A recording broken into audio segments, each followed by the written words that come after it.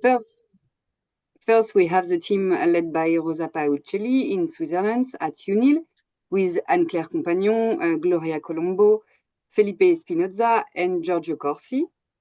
Second, we have the team led by Amanda Sierra in Spain from the Azucaro Center for Neuroscience, with Nora Bengoa, Federico Soria, and Izaskun Buendia. And finally, we are really pleased to be the third team, recently joining the initiative from France in 2026 with Marta Pereira and Sarah Viguet and myself. So we have really an exciting seminar series planned for the coming semester, as you can see here on the screen, taking place always on the first Tuesday of each month. So we really hope to see you there. And just a reminder, for those who can't attend in person, all sessions are also accessible online via the link on the bottom, and they can be watched anytime. And so today, today it's a real pleasure to welcome David Menassa from the University of Oxford. So Gloria will introduce our speaker, and Izaskun will handling the questions. So feel really free to post your questions in the chat or to ask them directly if you have access to your microphone. And with that, the floor is yours, Gloria.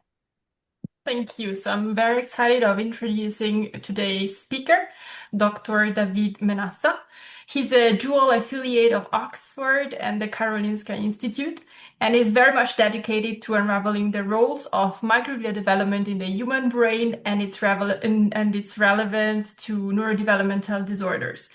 Using a sophisticated mix of machine learning and spatial statistics, he aims to identify and build scalable, human-relevant pipelines that reveal disease-defining patterns and point toward new treatment strategies by relying directly on primary human tissue. And some of his notable recent work include the spatiotemporal roadmap of human microglia during brain development and the unraveling of microglial organization during brain development using deep learning and spatial statistical tools. So we are all very excited about your talk, and I leave you the stage right away. Great. Thank you very much, Gloria, for the introduction. Thank you, Rosa, Amanda, and Morgan for the invite. And I'm looking forward to my talk. I will share my screen, and can somebody give me a thumbs up once they see my screen? Are you able to see my screen? Yes. Perfect. So today's talk is going to be about microglial organization during human brain development, and I'll try and demonstrate its relevance to neurodevelopmental disorders. In this webinar, I will broadly follow this table of contents. I will briefly summarize why I was interested in microglia to begin with, and then go on very briefly microglial ontogeny based on rodent findings, and then introduce the concepts of microglial cartography and dynamics and their relevance to human neurodevelopment. Then establish a timeline of human microglial developmental studies. These are key studies, not the only studies out there, but those that I think are most relevant to this talk. Then I'll go through my main contributions to the field thus far, which are my spatiotemporal study on microglial colonization of the telencephalon, and then some novel tools that we've been developing to study microglial cartography or organization in human tissues. And then I'll conclude and move on to some future steps and take questions.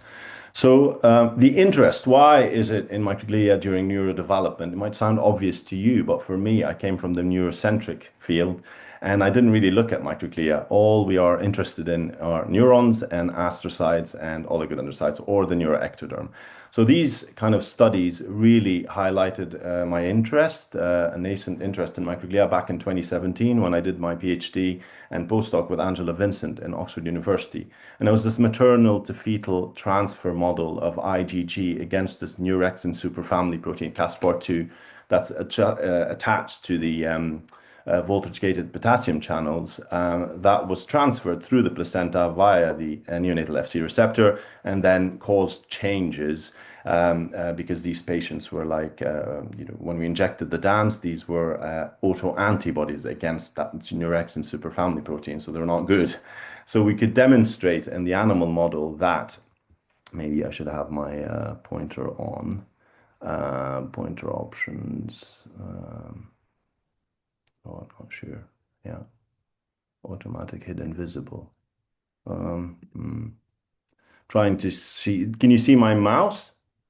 If I move, okay, yeah, so I was trying to do the pointer because it's easier. So in that model, we were able to see that microglial shape changed. The somal size was different. They're very different to those fetuses that were embryos that had been exposed to healthy control IgG. And when we looked at the synapses, this is what was interesting. The AMPA receptor synapse subunit GLUA1 with PST95 was sort of inversely correlated. They lost a lot of synapses in their somatosensory cortex, but many other areas, and that sort of correlated with the increase in microglial densities. Hence why I became interested in microglia neurodevelopment. So then, after that, the rest is history. I moved to Southampton. I started a postdoc with Diego Gomez Nicola, and I will talk about that work very shortly. But it would be remiss of me not to introduce first microglial ontogeny during development. This is because it's very relevant to our talk, and just in case, not that many people look at development, Elliott et al. In 1999 were the first to propose that the yolk sac could be the source of these microglial progenitors. And then, of course, that was proven by Ginu et al., Miriam Murat's group in 2010 in that great paper where they used the RUNX1 Cree Rosa 26R like Z mouse model. And they demonstrate that from the yolk sac, it's only after E8.5 that you've got seeding of the brain by these progenitors. And this is visible also on the right-hand side of the screen, top right, when you can see that the cephalic mesenchyme has these CX3CR1 cells covered by the ectoderm, skin, and the neuroepithelium, which is deep down. Okay, so this is just to very briefly summarize where these cells come from. They come from the yolk sac, and they are visible in the mesenchyme by E10.5. So if we move on to the stages that these progenitors go during development. This is a very nice review by my previous PhD student that I co-supervised with Diego, Liam Barry Carroll, that summarizes this transition from early EMPs to A2 progenitor to embryonic and prenatal microglia. Both pathways that are dependent on the expression of certain factors like PU1 and RUNX1 that drive essentially the myeloid gene expression, and then they go on to A2 progenitor stage that is dependent on IRF8, and then after they seed the brain by E9.5, then they start expressing canonical markers like P2RY12 and so on until we get the adult microglia. And note also the fact that as soon as we've got CNS entry, we start seeing also expression of certain markers that have to do with colonization, proliferation, and whatever's ongoing in that neurodevelopmental landscape. The sort of ultimate aim is really to kind of establish a spatiotemporal distribution of the microglia. This is from mouse development, again, from that review from Liam, where we are thinking, when we're thinking about the human kind of colonization process, of entry routes, distributions, tessellation, for example, the cortex, where you've got certain sort of distributions, and this regional heterogeneity, where different areas of the brain exhibit different numbers, transcriptomes, and so on of these microglia. And then to conclude, what we really want to achieve is this microglial immunocompetence, an adult signature with the properties of antigen-presenting cell, secreting cytokines, signaling to an endothelium, initiating the CNS immune response, and so on. And this is a very nice diagram summarizing all the factors, core transcription factors, markers, and various biological function-related genes that these cells are should be expressing eventually. So two concepts here that are relevant to us, so microglial dynamics and cartography. So cartography is organization, and what better than development to think about cartography, because it's so dynamic that the cells are all over. But of course here, this concept that I sort of became familiar with by spending the time in Diego's lab is this idea that in the adult brain, these cells couple apoptosis and proliferation during steady state. So as soon as a cell dies, signals to the near Y1, becomes stem, retains its stemness or brings back its stemness, if you like, and then it divides and then replaces that dead cell. So it's that process of expansion, proliferation, migration related, sometimes infiltration, attrition and selection by cell death, differentiation, loss of stemness, and the self-renew is through proliferation, cell death, and maybe senescence, maybe leading to either death apart from any other kind of process. Of course, disease is a different context where, of course, we can drive a change in these dynamics and cartography in a different way. And perhaps the best example of that is the 1988 paper on the rat facial axotomy that drives microglial proliferation and then, of course, leads to a change in that cartography. So several papers from Diego's lab and other labs have demonstrated that microglia are cells that self-renew over the lifetime at a very slow rate, and and disease contexts. And the next, I think, slides are for me to just demonstrate, right, where are we with the human? So we've done a bit on the rodent. So why is it relevant to microglia at all to human neurodevelopment? The best example comes from these cases of pediatric onset leukoencephalopathy, where you've got a CSF1R homozygous splice or missense mutation. And these cases are very interesting because they lack microglia in their brain. And then you can see that this essentially is associated with also structural abnormalities in the brain, including the, a smaller cerebellum, less brain matter, corpus callosum agenesis. And if you try and model that to try and identify in a zebrafish, the CSF1R fire mice, and then I think you can find out that there's also an interaction with these top layer COX-1 neuronal loss, an interaction with microglia as a pathway.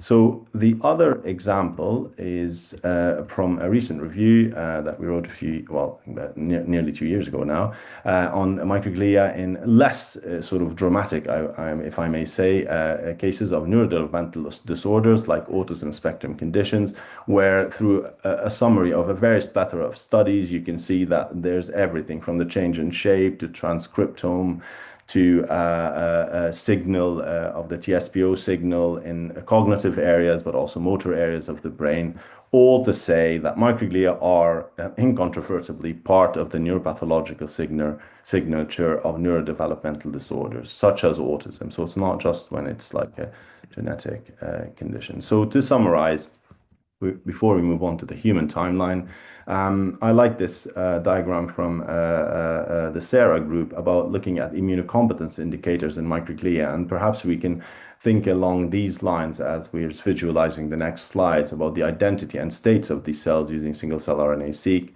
colonization, so what is happening to proliferation, changes in density, and changes in that tessellation, changes in morphology, when do they become phagocytic and very efficient as phagocytes, and then their role in inflammation. And then this is the summary here for that first part about microglia being from the mesoderm. They follow a stepwise, tightly regulated maturational process. They turn over very slowly across the normal lifespan and changes with disease, and they're very relevant to human neurodevelopmental disorders. And their colonization is by migration, then proliferation, and refinement by cell death. Now, I thought in these couple of next slides, now I'll focus in on the human condition. So what is it that we know about proliferation from the human literature, and how early can we trace the initial descriptions of where microglia are in the human brain, developing brain, okay? So perhaps the earliest evidence I could find is from William Robertson, a Scottish pathologist of the asylums, essentially in 1899, who suggested the mesodermal origin. Of course, others had, but that's the earliest thing I could find. It isn't human. It was done in sheep. But the interesting thing is he was one of the few accounts that suggests self-renewal very early on. So, of course, if anyone has, earlier sources, I'd be happy to take these two. But this is the earliest I could say I could find about early self-renewal of these cells. Now, the literature, John Kirschman is the first to really chart that kind of genesis, the description of where microglia are in the brain, in the developing human brain. And that is back in 1939. And he points that it sort of seems to coincide with the appearance of vascularization. And here I just put on this kind of bottom side of the screen, essentially what he'd noted, which are things that on and on, we just see the same things reported about these hot spots, about the neuroepithelium having, entry points of these microglia, about the choroid plexus having like different sort of, cells that look like they could be microglia, but we don't know what they are, and so on. So the hot spots are reported. The developmental sort of cartography, if you like, is also reported, and there are these fountains of microglia that seem to like the white matter. That's also been reported. So then the interesting thing is, like, if you look further into his accounts, you also see the full plethora of reporting of this dynamic morphology, and then you also see suggestions of potentially phagocytosis of spongioblasts or radial glia. Sorry. Oh, by microglia, but with no real. I mean, it's not. They couldn't see that with the silver carbonate like a stain. But anyway, it's what I could find. So then we move on very quickly to the second account on actually proving that there's self-renewal, and that's the facial axotomy model that comes from Graber et al. In 1988, and then also suggests that there's evidence, well, suggests that there's proliferation and phagocytosis that are being also mutually exclusive states. Then, between 97 to 2007, Reze et al. Have shown from 10 post-conception week onwards that they are seeing microglia and loss of different areas in the brain, and this also correlates with the fact that there are highly vascularized sites. And the earliest paper to report early arrival of progenitors of microglia in the human brain was by Monnier. But here I have to make a point, because every time I see that reference, I kind of frown a little, because there's a difference between gestational weeks and post-conception weeks, and it's a 2-week difference. So every time you see that, do not think they're interchangeable. Just correct it, because it makes a difference in the timeline. So 4.5 gestation weeks is much too early. 2.5 post-conception weeks, that could have come from aging of the embryos. I don't know, but anyway, so it's a little bit early. But however, they do report sporadic proliferation in clusters and hotspots, though they say they're transient. And this is also the paper that shows some proliferative microglia, and also this association with the vasculature, transvascular migration of microglia. That's the suggestion from 10 post-conceptional weeks onwards, which sort of adds up. Then it's the age of single-cell RNA-seq, Beyond et al., 4 to 8 post-conception weeks. This is a lovely paper that is the first one to demonstrate that yolk sac EMPs have, a conserved ontogeny between mouse and human. So they essentially looked at certain gene expression markers between the head and the yolk sac, and it sort of added up to having the earliest time points being 4th post-conceptional week, where we can say that we definitely have some yolk sac signature also in the brain.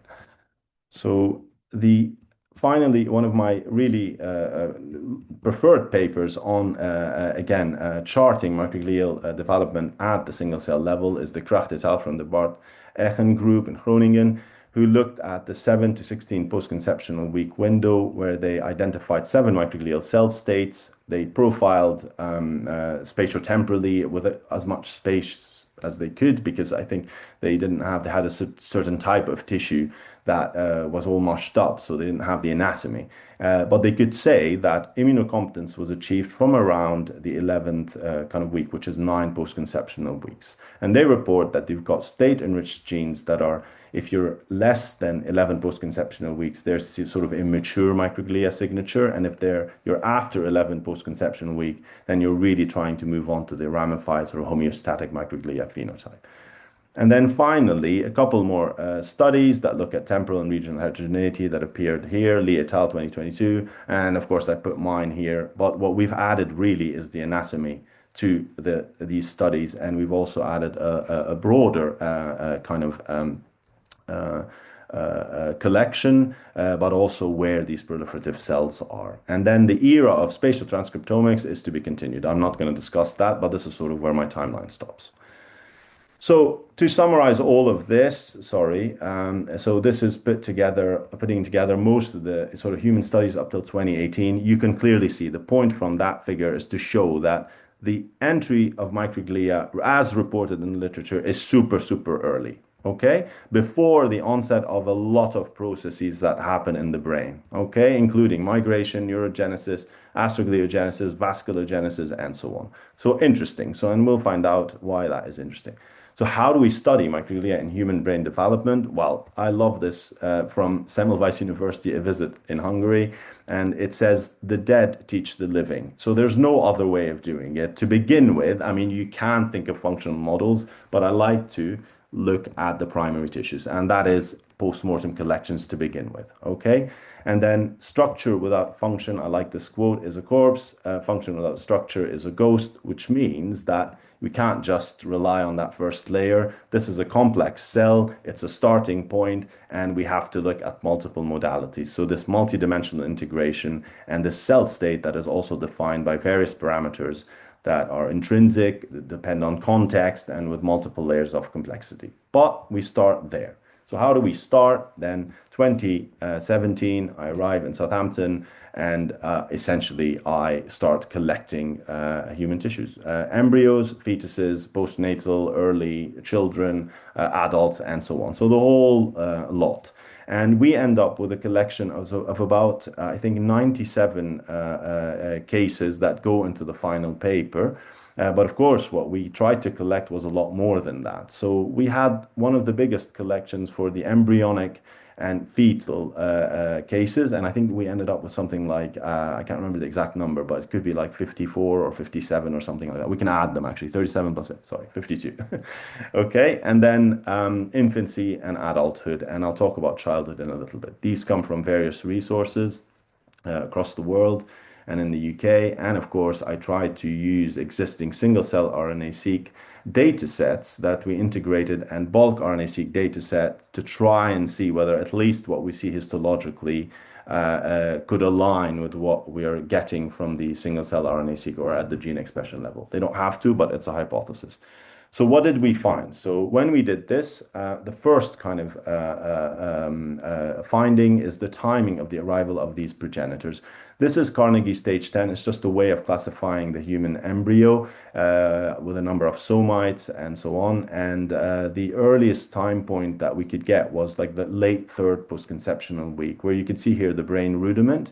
This is prior to the onset of human circulation. The first heartbeats are usually recorded in the baby, the embryo, around 5 to 6 weeks. So it sort of, which is 4 post-conceptional weeks. So I'm doing it now, the gestational versus the post-conceptional. And if we stain for myeloid lineage, you can see these sort of that the brain is empty of these Pu1 cells, but you can see them elsewhere in other organs, suggesting that they really need that circulation. And when we start looking at the 4th post-conceptional week, so Carnegie stage 12, and we sort of map these IBA1 positive cells, then we can see that they're everywhere, okay? And here we focus on a tiny part, which is the telencephalon that is going to give us the cortex, right? So I'm interested in neurodevelopmental disorders. These are largely cognitive disorders. They have some motor also symptoms, but we focused on that area. You could focus on other areas, but this is the human brain. So this is where we kept essentially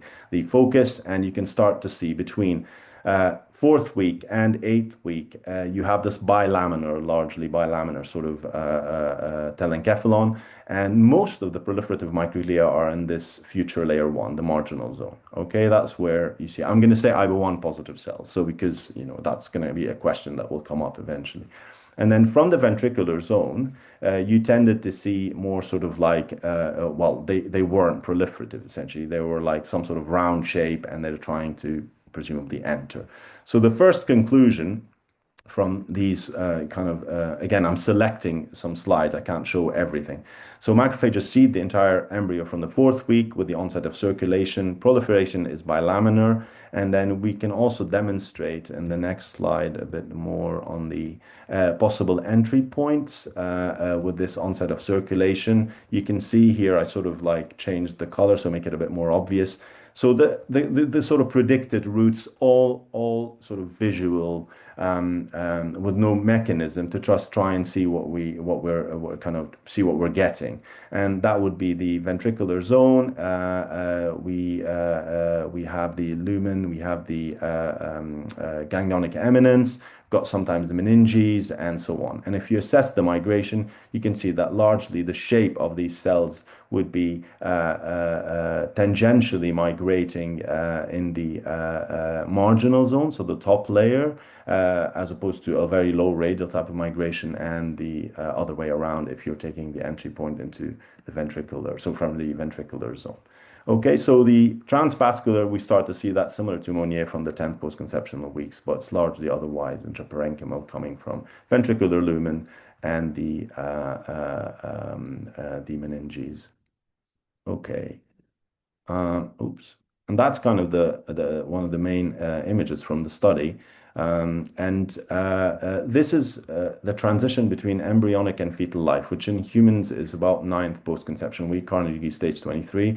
And you can start to see the expansion of the cortical column, the appearance of all these transient zones, and the changes in microglia that we quantify. And the whole point of this is to demonstrate that, of course, there's a peak of proliferation, and then this is followed by a peak in the densities, which is not necessarily surprising, but it hasn't been shown before. And the proliferative index is highest in the embryonic stages, and that starts going down roughly around 24%. And then you can see the peak in the density if we equally space those windows to demonstrate that.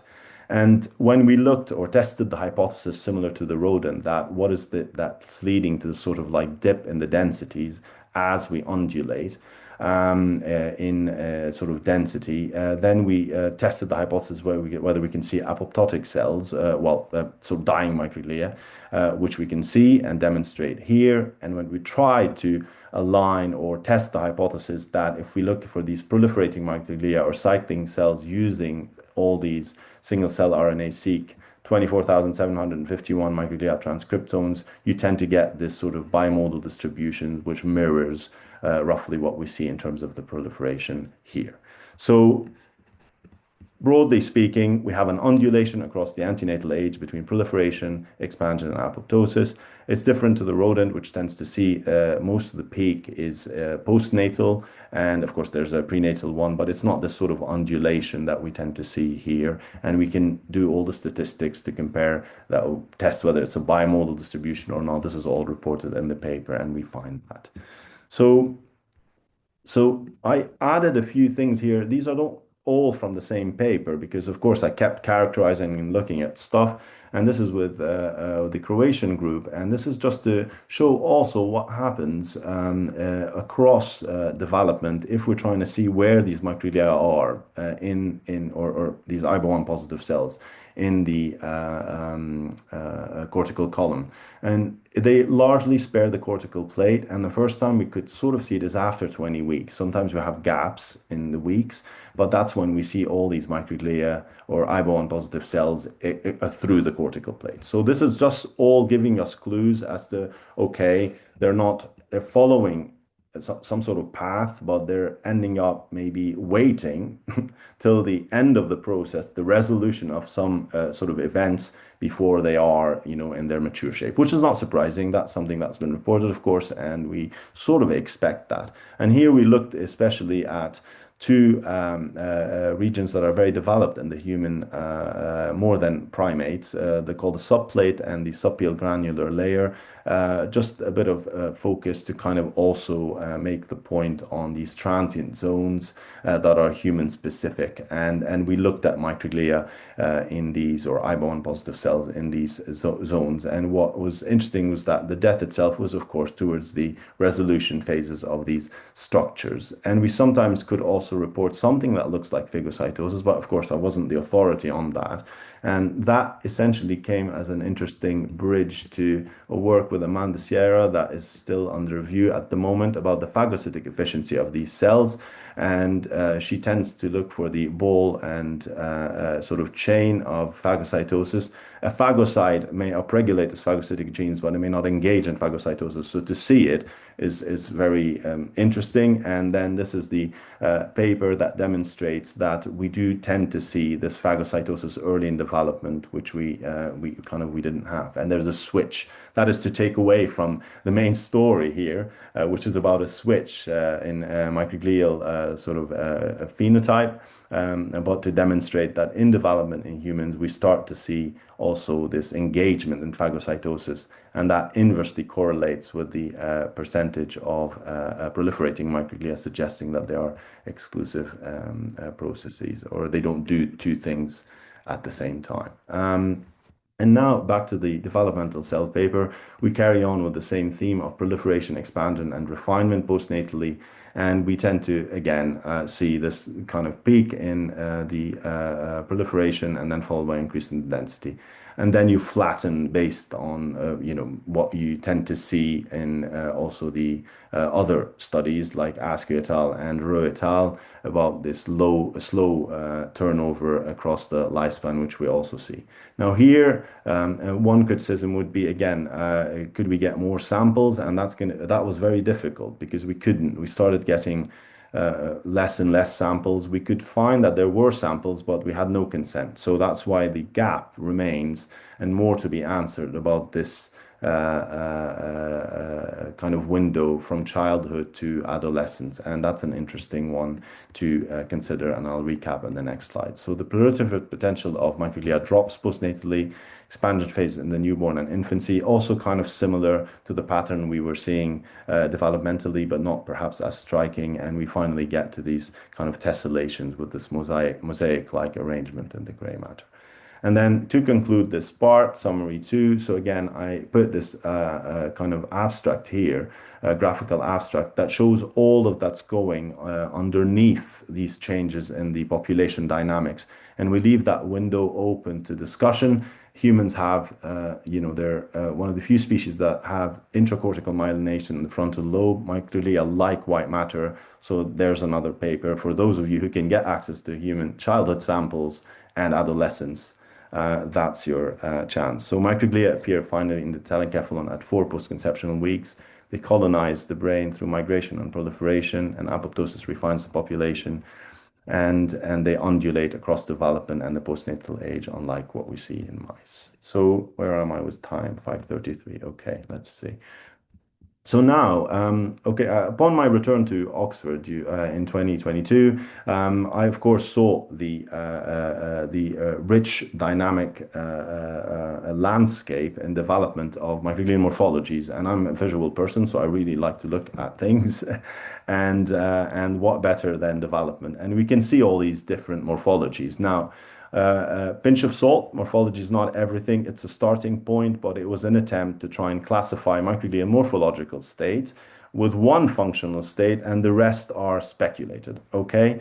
So that we don't get into trouble. So it's just an attempt to characterize what's there so that we can think about future questions and hypotheses to design based on what we're seeing. But of course, you want to validate this, we need to do a lot more.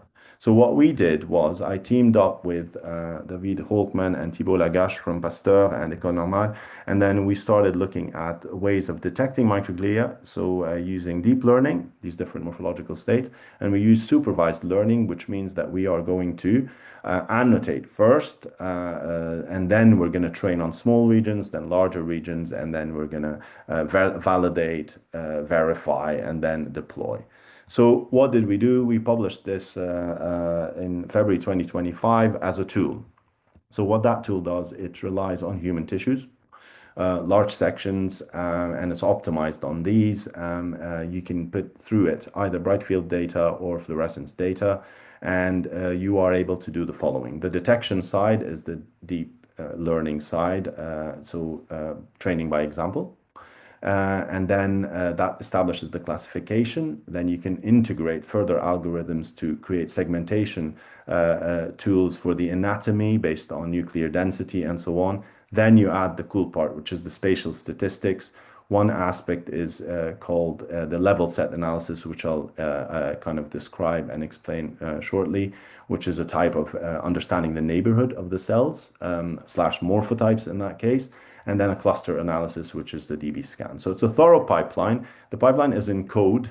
So we're not yet at the stage that it's a plugin that people can use, but we're getting lots of people to use it as it is in terms of code. So we need a bit more funding to get it to the plugin stage. But I'll show you what it can do, and that's kind of cool. It uses, of course, convolutional neural networks to classify microglial shapes. Very briefly, deep learning layers, how a neuron works. Input is pixel data, output is your classified information based on a training model.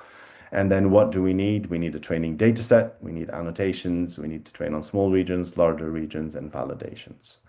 And what it does is it takes these 5 microglia morphologies, and then you put in the RGB mask, you filter by mask of the cell, and then you essentially append probabilities that each pixel has the chance to be part of a state or to be in a state. And then the output is the fact that the probability of a cell belongs to a class, and then you get this F1 score, which is the harmonic mean between precision sensitivity to tell you whether your model's good. And usually if it's above 80%, it's considered acceptable. So what you tend to get is these automated segmentation of anatomical regions, and then you can get lots of types of data. You can either have your total number of cells according to the region. So that's what you see here, the colors. Or you can get them also classified by morphology according to the region. Okay, so you get quite interesting kind of outputs from them. And if you want to just kind of have another validation, that's one of the comments from the reviewers about trying to get some more kind of agreement that was whether our pipeline is able to generate agreement with single cell data, so proportions. So if we were to essentially identify, a number of microglial a data set that we can essentially have gene lists that are according to these states, okay? So in that case, let's say phagocytosis, homeostasis, and proliferation. And then we had access to that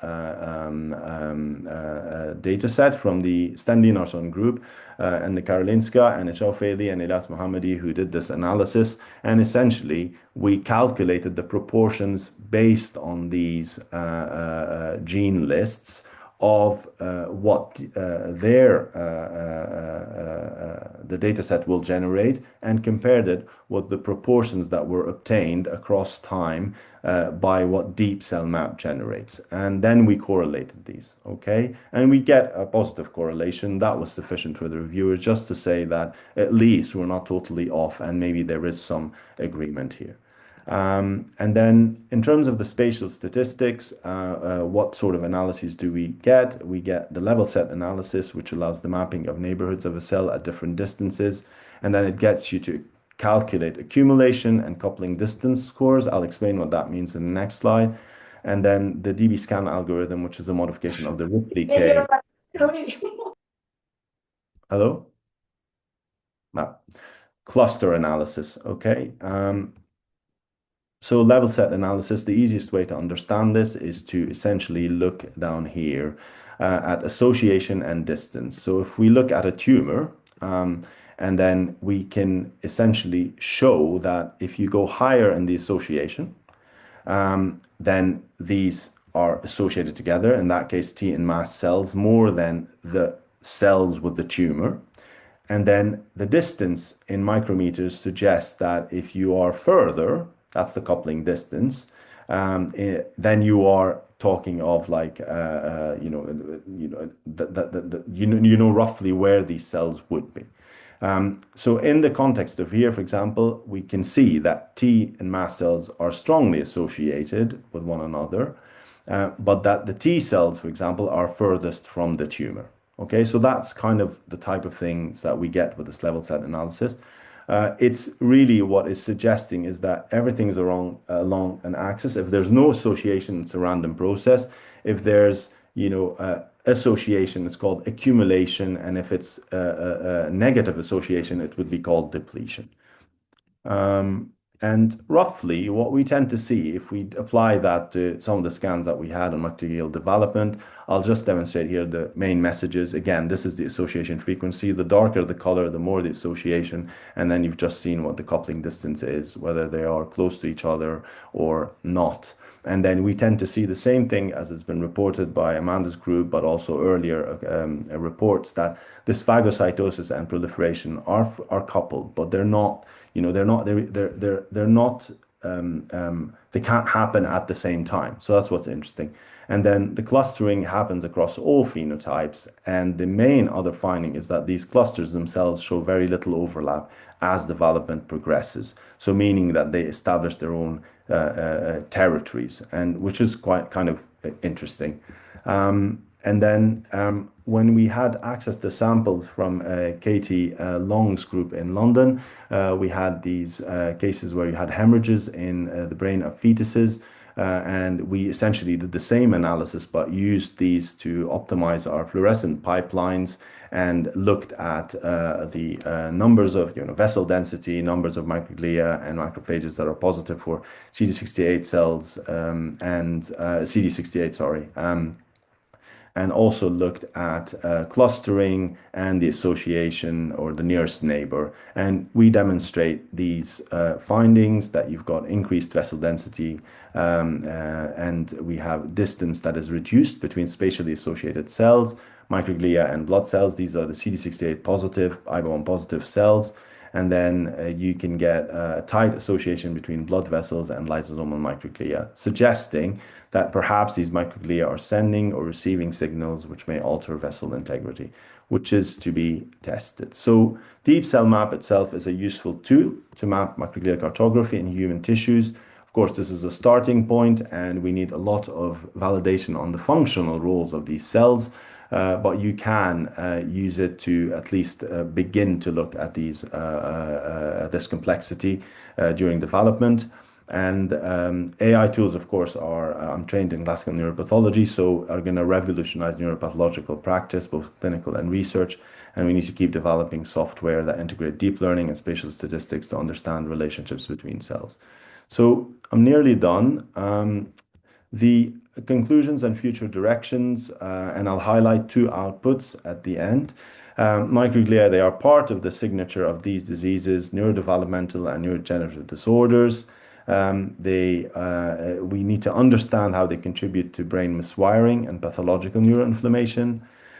And we need multimodal approaches to investigate microglial function and the interaction with the neurodevelopmental landscape. And it is the era of big data and artificial intelligence at the moment. And I would like to just highlight two things. Part of what we do is develop tools for human neuropathology. Neuropathologists really want to use these tools for simple tasks. They don't want expensive or time-consuming analysis that requires a lot of training. So, and we can do that very nicely with a baseline architecture that relies on convolution and neural networks. Here is an example of, Parkinson's disease, where we can think of neurodegeneration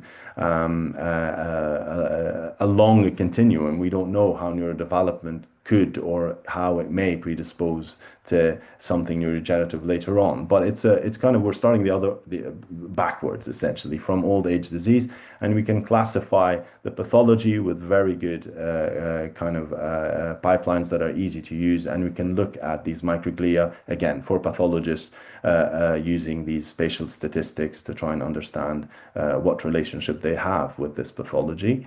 And then finally, we can look also at Lewy body disease within its complexity. That is when you have cognitive symptoms or motor symptoms that are kind of within a 1-year rule. I think there's a missing, arrow. And then we can essentially try and identify based on the pathological data that we've got whether these are distinct disease, because we can't see it at the moment. And that's where we need these big data approaches to be able to see if there's something that we're missing. And then this is a recent output from the Caleb Weber group that I was involved in, and it's also at the revision stage about looking at the human ventral substantia nigra in Parkinson's disease, and where we kind of identify like some really cool kind of associations. And if anyone's interested in human tissues development or other, please get in touch. We have lots of collections in the UK and abroad that I'm very well connected with. And all you need to do is just get in touch, and then I can talk you through a very easy process to try and demystify access to human tissues and make it possible, because we definitely need it as a starting point. And these are my acknowledgements. Holkman, David, who's been like my mentor and supporter for a while, and Thibault Lagache, Théo Perrochon, who led the work Nature Communications paper, Amanda and Jose Carrillo's team, who I actively collaborate with, Diego, of course, who introduced me and the whole team to microglial dynamics, Laura Parkinen and the team and the Department of Neuropathology in Oxford, and also some very cool collaborators that I won't talk about the individual projects with them, but they're all based on, well, either a maternal sort of model or human tissues, okay? And I think that's me, and these are like some, yeah, some pictures. That's all. Thank you.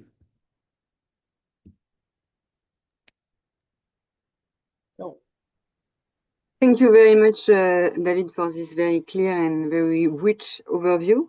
I kind of really appreciated the way you connected the historical discoveries on microglia with more recent data on their role during early development, and particularly by highlighting how their spatial organization and positioning within the developing brain is really like kind of from a perspective of someone working on microglial development in the mouse. I found this human-centered synthesis especially valuable.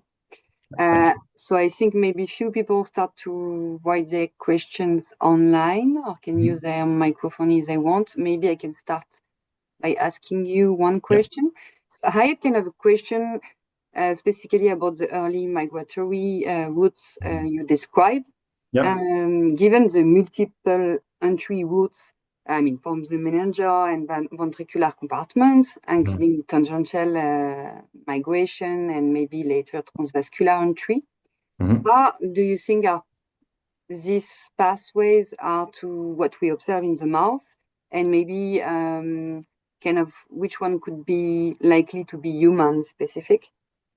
Good question. I don't know. I think I probably need help with how much of the mouse. Yeah, because I really it's not my forte. But I'm trying to think. So the um, the entry points, I think, are likely to be very similar. We see conserved pathways across various sort of like kind of other domains, from transcriptome to other. I think you'd need to probably look at the literature from. I think Olga Garashuk's group recently summarized how the mouse entry points might concord with the human entry points. But that's it. I mean, all you're gonna find is maybe what leads to what are the cues that the neurodevelopmental landscape provides, so that these microglial progenitors enter via one kind of one point or another. So to begin with circulation, you pump everything in, like from the entry points into the ventricular zone or the meningeal layers. I mean, I suspect you'll need, I mean, the classical culprits. You'll need some CSF1 and IL-34. I mean, just yeah, there isn't. Yeah. So I think these have been described by both Wang et al. And then probably what's the other paper? There's another one I'm thinking of now, but yeah. So yeah. Okay, thank you.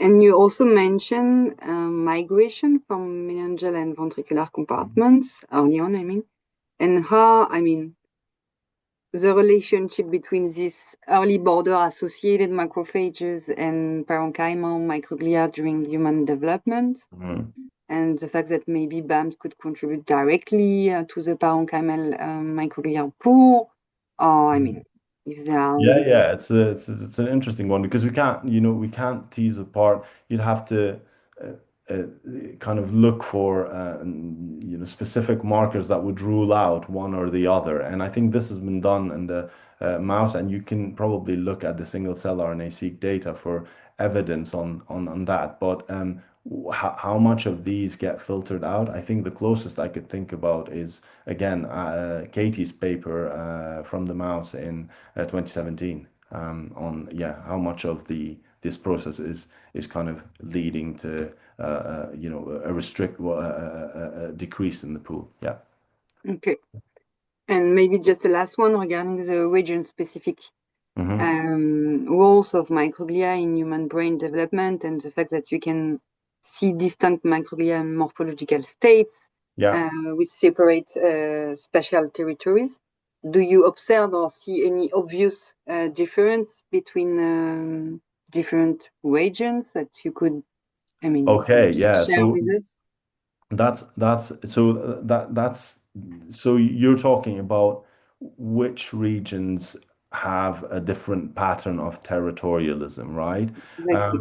I think that will depend on the stage at which the region is maturing. Yeah, So for sure. it's the maturity stage, and I don't think we have. From the Nature Comms paper, we have one view, right? So we don't have an overview of all the regions.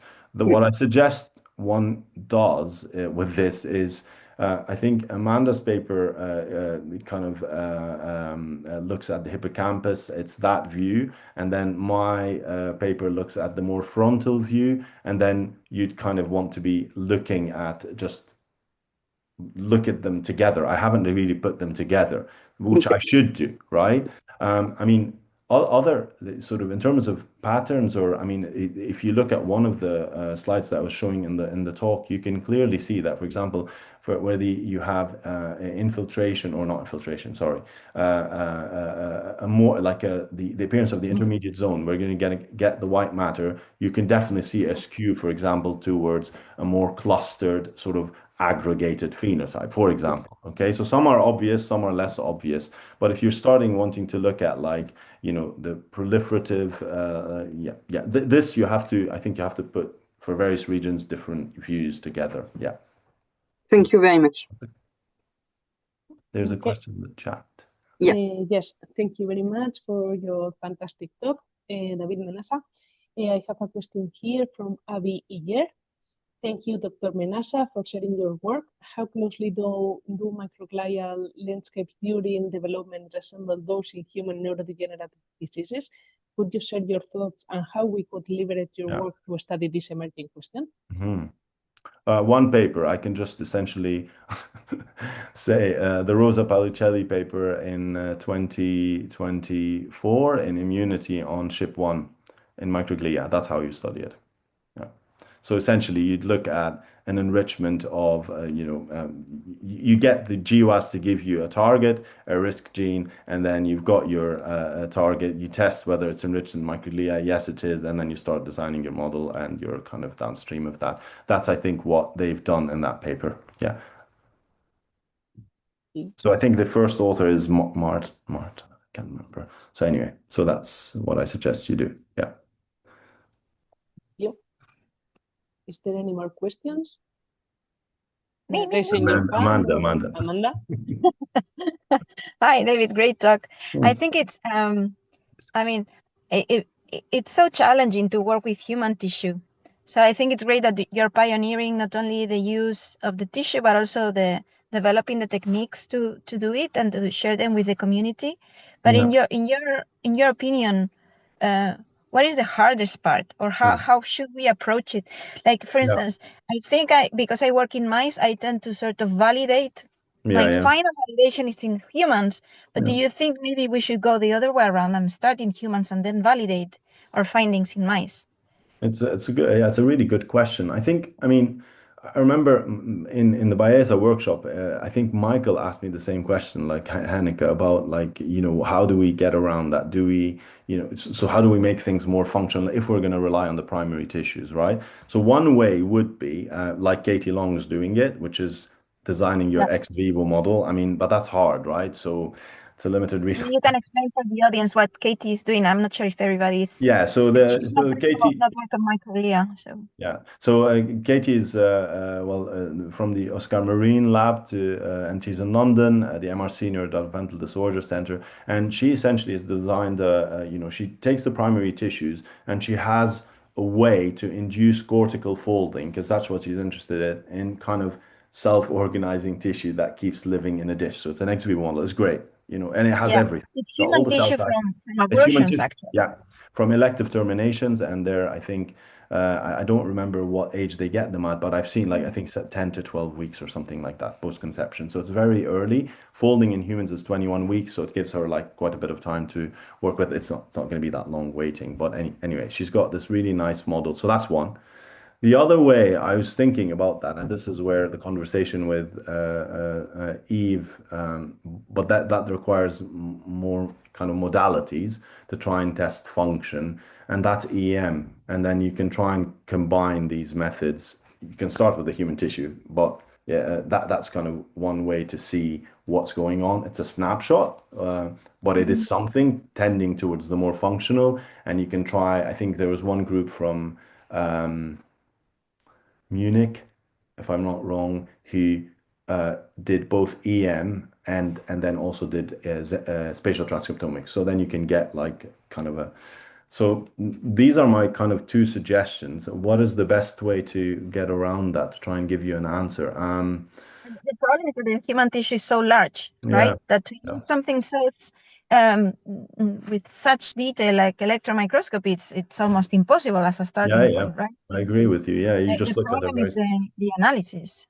Small regions, yes, that is true. I don't know. I mean, of course, now there are other models, right, that people are working with organoids, xenografts, etc. But I agree, it's a bit of a difficult one. I always think that the starting point should be the human tissue, just as in to at least drive where the patterns are, and then you can go back to your functional model.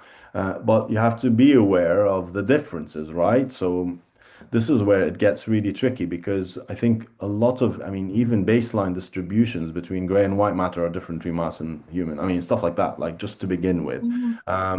The cortical, they're almost I'm not going to say acortical, but it's not the same, the rise on it. So what would you do? I don't know. I guess take suggestions from the audience. These are my. I've run out. Yeah. Thank you. We have another question from Mauri Spendlo. Yeah. Go ahead, please. Hi, Dr. Menassa. Thank you for that talk. And so I'm a PhD student studying visual dynamics of microglia and really interested in a lot of the tools that you displayed. So specifically when you are looking at distances between types of microglia within the brain, how are those distances calculated? Yeah. So this is based on the level set analysis. So I recommend that we take this outside of now because then I have to go through the explanation on a. So why don't you email me and I can just explain you how we calculate them. So the distances are. Yeah, it's not straightforward. That's why. Yeah. Okay. Yeah. Well, I appreciate that. It's not a linear distance. Yeah. So yeah. Oh, I see. Okay. Well, Okay. we'll chat more. And thank you again for that talk. Distance. That's okay. Thank you. Okay. Yeah. Any more questions?